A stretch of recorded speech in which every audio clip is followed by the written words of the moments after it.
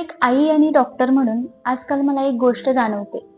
आजच्या मुलांकडे माहिती खूप आहे, पण विचार करायला, कल्पना करायला किंवा स्वतःला व्यक्त करायला वेळ कमी पडतोय. आणि आता सर्वात मोठं कारण म्हणजे वाढता स्क्रीन टाइम. आता मी टेक्नॉलॉजीच्या विरोधात नाही. मोबाईल, टीव्ही, लॅपटॉप ही काळाची गरज आहे. पण जसं औषध योग्य प्रमाणात घेतलं तर ते उपयोगी ठरतं, तसंच तंत्रज्ञानाचंही आहे. त्यामुळे त्याला मर्यादा असणं खूप गरजेचं आहे. आपण व्यस्त असतो, कामात असतो आणि बऱ्याचदा मुलांच्या हातात मोबाईल देणं हा सोपा पर्याय वाटतो.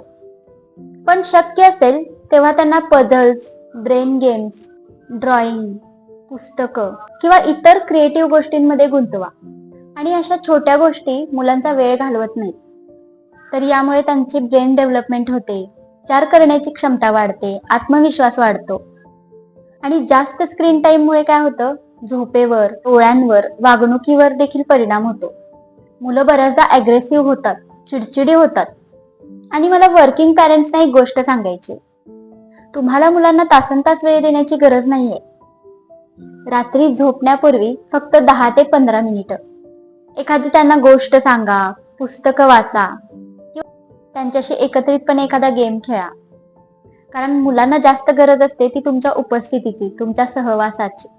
Because technology should be a part of childhood but not replacement of it. So think about it. Thank you.